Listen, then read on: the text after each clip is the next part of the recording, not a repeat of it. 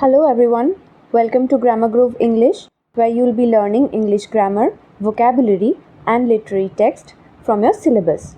Now, I've been absent from YouTube for quite some time. I was dealing with some health issues, but anyway, I'm back. Today, we are going to talk about the text, The Address, written by Marga Minco. Okay, so let's get started. The Address, as I've said, is written by Marga Minco. The story begins after the Second World War. Now, it is a fictional story, but it is linked with historical events that took place during Second World War. Okay. The story showcases the experiences of the Jewish people during the Nazi occupation of the Netherlands.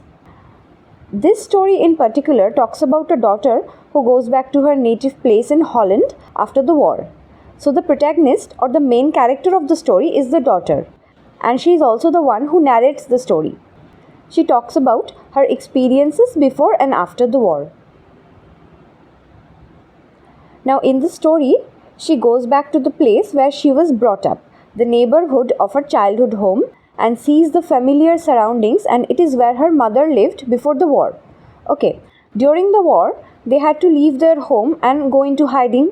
They had to hide from the Nazis, and in the war, her mother passed away. Not just her mother, everyone in her family, everyone she knew had passed away. She was now the sole survivor of her family. She survived the war and came back in search of her mother's belongings.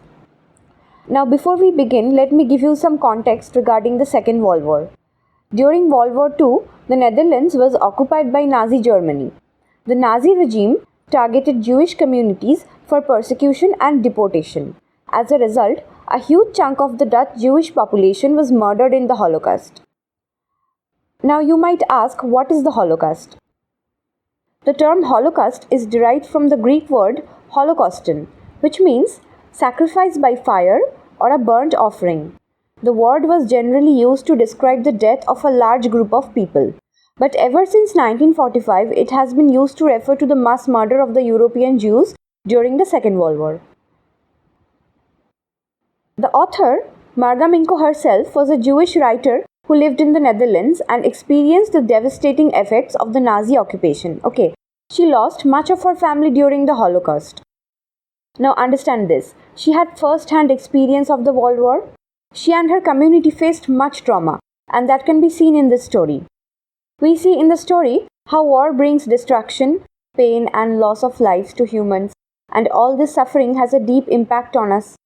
Keep in mind that the survivors of war have to go through so much pain, grief and mental torture.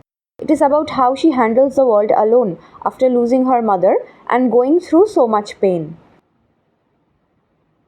This story has 4 characters. Number 1, the narrator or daughter. Number 2, her mother, Mrs. S, who has passed away. Number 3, Mrs. Dorling, she is another character. And number 4, Mrs. Dorling's daughter. Now the story begins with the daughter, who is also the narrator. She is asking a woman if she knows her. That woman, as we would later know, is Mrs. Dorling. The daughter or the narrator has no name. Okay, no name has been mentioned in the story, so we will just call her the narrator. So the narrator has gone to Mrs. Dorling's house. Now her address has been mentioned. It is Mrs. Dorling's address that has been mentioned in the story. Okay, it is very significant because the title itself is called The Address. So she has gone to Mrs. Dorling's house, but Mrs. Dorling is unable to recognize her. She is asking, "Do you know me?" To which the woman replies that no, she does not know her. Now the narrator tells her that she is Mrs. S's daughter, but still Mrs. Dorling pretends not to know her. She is acting as if her memory isn't working. Okay, she is also holding the door tightly, almost as if she doesn't want the narrator to come in. But then she steps away from the door and her cardigan is visible. It is the same old green cardigan that Mrs. S wore. Mrs. S had given it away temporarily to Mrs. Dorling, and now Mrs. Dorling is wearing it. The narrator immediately recognizes it, that it is her mother's cardigan, and Mrs. Dorling noticed her looking at the cardigan. She knew she was caught. The narrator now again asked if she knew her mother, and Mrs. Dorling asks in return Have you come back? I thought that no one had come back. Which is a very strange thing to ask, and it is quite insensitive. The narrator says that she is the only one who has come back. What she means is that only she has come back to Holland after the Second World War. Her family didn't survive. Her family, including her mother, all have passed away. Now the narrator has come to Mrs. Dorling. She has come to visit her, but Mrs. Dorling is not welcoming her inside her house. Okay, she is not letting her in. We also see that there's someone else inside by the sound of the door closing behind Mrs. Dorling. So there is someone else inside the house besides Mrs. Dorling. But Mrs. Dorling is feeling very uncomfortable to see this person at her door. This person being the narrator. So Mrs. Dorling is very uncomfortable by the narrator's presence. Mrs. Dorling wasn't expecting the narrator to come at all. Okay. So she tries to send the narrator away, but the narrator still insists upon her to talk to her for a moment. But Mrs. Dorling says it's inconvenient at the moment and closes the door. Her gesture, her whole demeanor was very cautious. She is very careful while dealing with the narrator. Okay. It is as if Mrs. Dorling doesn't want her to disturb the person who's inside the house. So she closed the door and the author now walks back to the train station. Before going back, she had observed the nameplate. That was indeed the right address, Mrs. Dorling's address. So the author had come to the right place. Okay. Now as she walks back, she is thinking about her late mother. Before the war, when she was alive, she had told the narrator to remember this address, 46 Marconi Street. It was the first half of the war and the narrator was home for a few days. Usually she lived somewhere else and sometimes came to visit her mother. So this time while she was home, she suddenly noticed that something had changed in her home. Okay, some of the furniture pieces were not at their usual place. Some items were missing. So naturally she had asked her mother what happened, and her mother said that she had given those things away to an old acquaintance. That person was Mrs. Dorling.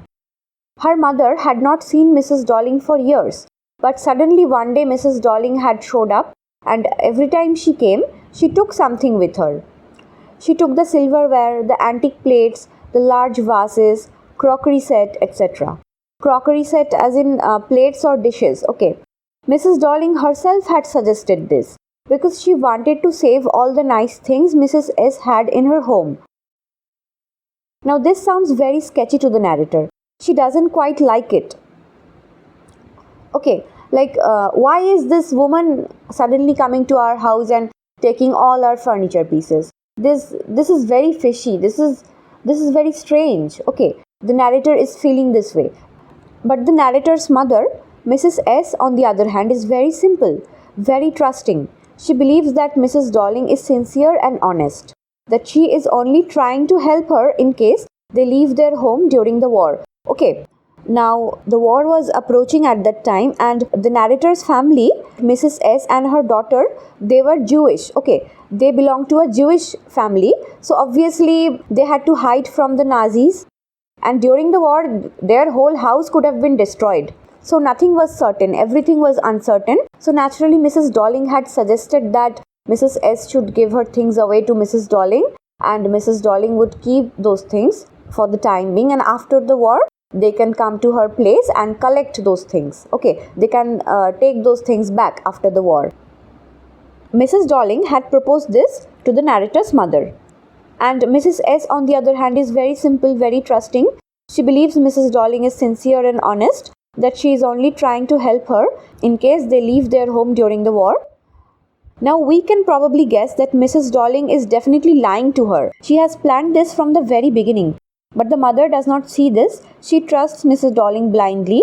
And when the narrator feels skeptical, she doubts Mrs. Dorling's intention. Her mother even gives her a reproving look, as if to rebuke her. Like the narrator's mother almost scolds her for doubting Mrs. Dorling. Okay, she is that nice. She is that simple-minded. All this time, the narrator was having a flashback. Now come back to the present. The narrator has reached the station. She was so busy in her thoughts that she didn't notice the scenery around her, and she doesn't want to look at the buildings or the streets anyway, because it's painful to look at them. These were all familiar buildings, familiar places. She had come back for the first time since the war ended, but looking at the familiar places brought back her past memories. And so it was very painful. Her family, her friends, neighbors, people she knew, everyone had passed away. Okay, so looking at the familiar places and thinking about them brought her sorrow and pain, and she didn't want to be upset. She had only gone to Mrs. Dorling's place to look at her mother's old belongings. Okay, anything more than that she could not bear to see. In the train, she could again see Mrs. Dorling in front of her, which means we are again going back to the past. The narrator is having another flashback. She was thinking of Mrs. Dorling, so it reminded her of the first time she had seen her. The narrator met Mrs. Dorling the morning after the day her mother had informed her about the said lady. Okay, so her mother had told her about Mrs. Dorling, and the very next morning she came. The narrator was coming downstairs and she saw her mother see someone off. This person was Mrs. Dorling. The woman had a broad back. They were introduced to each other by Mrs. S. Now Mrs. Dorling nodded her head and picked up a suitcase under a coat rack. She was wearing a brown coat and a shapeless hat, and she was having quite a bit of difficulty dragging the heavy suitcase out of the house. The narrator noticed that and asked her mother if she lived far away. Her mother replied that she lived at number 46 Marconi Street. Now this is where we find the full address of the house, which the narrator visited at the beginning of the story. Okay, the title of the story, the address, talks about this very address, 46 Marconi Street. Okay, the narrator, the protagonist of the story, comes to this place, and this is where the story begins. Now her mother had told her to remember this address, and she did. But the narrator had waited a long time to visit there. Initially after the liberation, as in after the Netherlands were freed from the Nazis after the war ended, she was not interested in getting her things back. They were not important things to her as she didn't regularly use them. She was also afraid. She was afraid of looking at those things which were connected to her past memories, and these connections no longer existed. These things connected her to her mother. Her mother, who would use these things, was not alive anymore. Therefore, she was afraid of confrontation with the memories of her mother. It would only bring about pain. Now read this part. Afraid of being confronted with things that had belonged to a connection that no longer existed.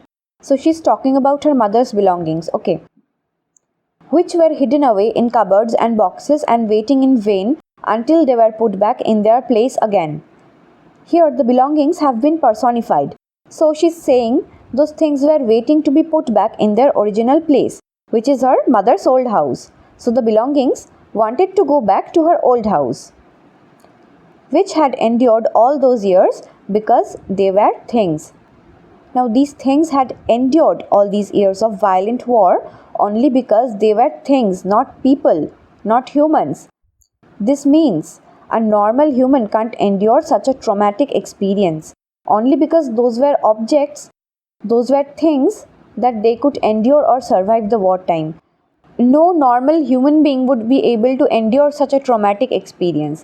Objects cannot feel things. Objects are mere objects. So that's why they could endure the war, okay?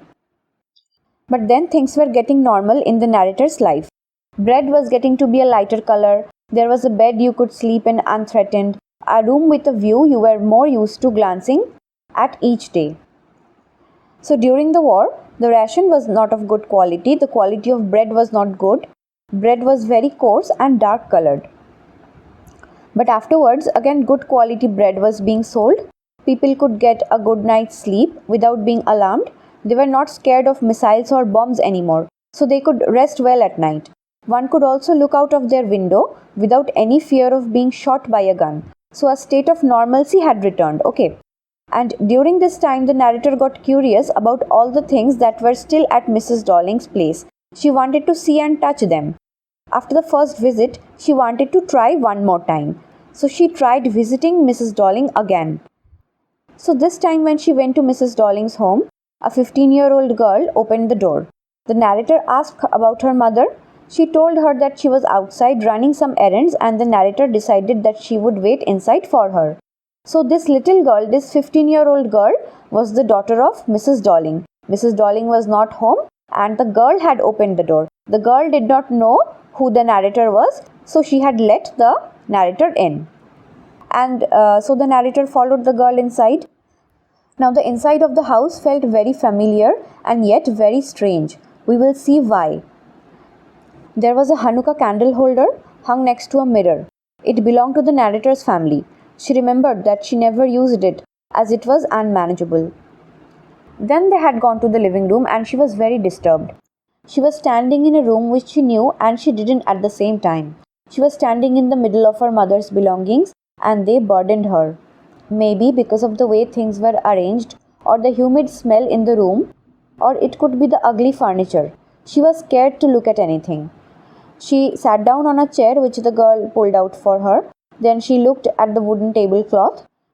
She rubbed it and her fingers felt warm.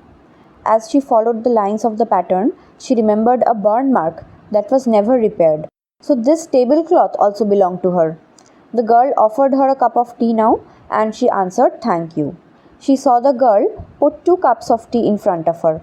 This girl also had a broad back just like her mother, Mrs. Dorling. She poured tea from the teapot and it had a gold border on the lid. She opened the box and took some spoons out of it. The narrator complimented the girl about the box. She felt weird hearing her own voice. Her own voice sounded different to her.